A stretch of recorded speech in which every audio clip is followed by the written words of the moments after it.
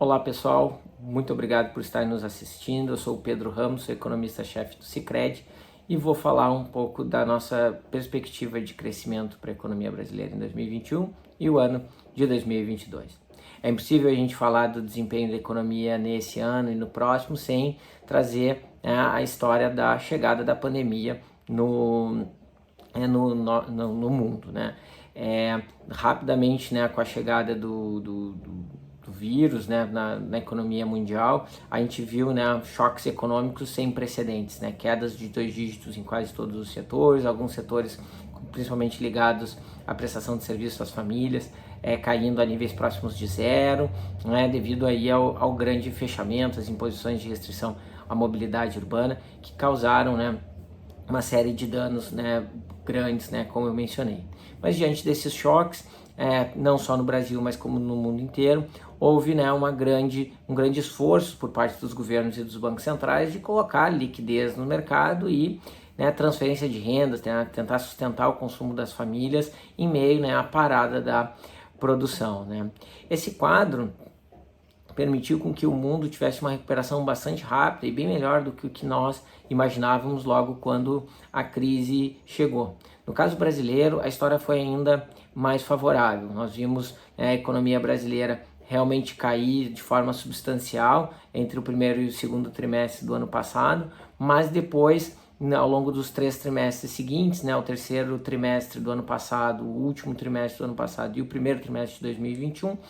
voltar para o mesmo nível de atividade que se tinha antes da pandemia. E esse resultado ele foi fruto de uma combinação bastante favorável para a economia brasileira. A primeira delas, os parceiros comerciais que o Brasil tem tiveram uma resposta muito boa, né? Então, o Brasil, os Estados Unidos e China tiveram um desempenho muito favorável e isso favoreceu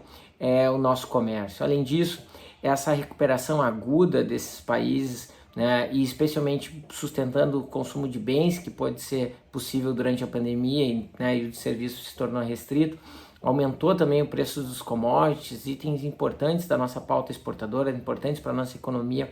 como um todo. Então isso também acabou ajudando o Brasil na recuperação, mas também internamente, né, o governo brasileiro injetou alguma coisa perto de 8% do PIB na economia, entre transferências por entes federativos, transferências para as famílias, linhas de crédito direcionadas, e também o Banco Central tomou uma série de medidas importantes para que a crise econômica não se tornasse uma crise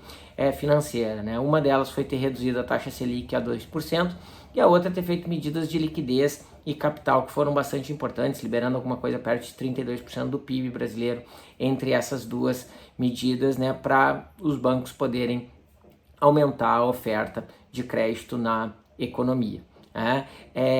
Além disso, né, mediante a elevação do risco global, os países emergentes, especialmente aqueles que têm mais risco, são países mais arriscados, sofreram mais durante esse processo de aversão a risco mundial, né, com a chegada do Covid, né? E a moeda brasileira, seguindo esse quadro, acabou tendo uma desvalorização cambial considerável. O real saiu dos patamares de R$4 e subiu, né, para níveis que se oscilaram durante a pandemia, da ordem de R$5 a 5,80, né? Às vezes com crises políticas internas que alteravam o cenário ainda pior, outros períodos com a pandemia tomando conta aqui da economia brasileira, né, tomando a pauta aí do mercado financeiro e tornando, né, a situação ainda mais adversa para a moeda brasileira. Então, diante desse quadro, nós também tivemos uma desvalorização cambial que também acabou potencializando não só os setores tradicionalmente exportadores, como é o caso dos commodities, mas também favoreceu, né, a indústria brasileira nesse processo. Então nós tivemos, né, uma forte demanda global em bens que o Brasil tipicamente exporta, tivemos uma valorização de itens importantes da exportação brasileira, tivemos a recomposição da demanda causada pela transferência forte do governo, né, num único ano, e nós tivemos, né, estímulos monetários sem precedentes aqui na economia brasileira, seja com o crédito, seja com a Selic atingindo o mínimo histórico, né? E isso permitiu essa recuperação aguda da economia brasileira. Mas a pergunta que fica, né, e daqui para frente, né, o que a gente pode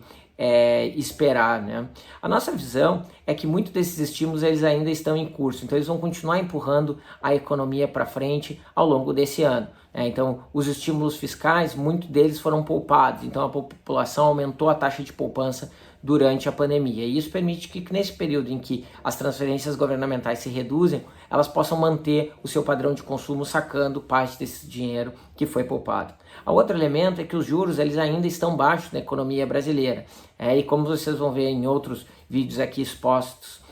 a gente vai ver que a alta de juros é algo contratado, já está acontecendo e deve levar a taxa de juros para um patamar contracionista. Mas durante esse ano, a Selic, de modo geral, ela é bastante estimulativa para a demanda de bens na economia, para investimentos na economia brasileira. E por fim, e talvez a principal característica, é uma retomada do setor de serviços, que está fechado, mas com o sucesso da vacinação e o fim da pandemia, do ponto de vista prático, a redução do número de mortes de forma drástica, nós devemos ter uma reabertura do setor de serviços, a população voltando a consumir o que consumia antes de serviço, e isso deve implicar não só um choque favorável em termos de produção, mas também em termos de emprego, retroalimentando a economia nesse momento em que os estímulos já começam a sair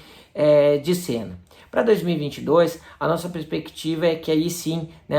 os estímulos fiscais realmente devem terminar. A gente vem reduzindo o déficit do ano passado de 8% já para 2% aproximadamente esse ano. Ano que vem deve ser alguma coisa perto de 1,5% o déficit público, então ele vem diminuindo a contribuição do governo para o crescimento econômico, e depois a gente deve ter uma alta de juros que está em curso e que na nossa avaliação vai em pelo menos 7,5%, mas pode chegar a 8, 8,5% no início do ano que vem, a depender um pouco do tamanho desse choque favorável econômico que a gente vai ter no final desse ano, que pode ajudar mais na propagação da inflação. Diante desse cenário, sem política fiscal, sem política monetária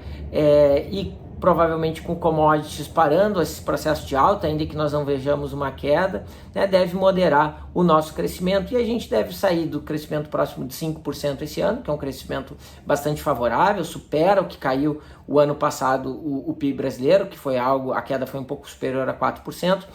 e ano que vem a gente deve seguir em alguma coisa próximo do nosso nível potencial de crescimento, que deve estar em torno de 1,5% a 2% de expansão ao ano. Então, pessoal, esse era o nosso cenário de crescimento econômico. Espero que tenham aproveitado e até uma próxima.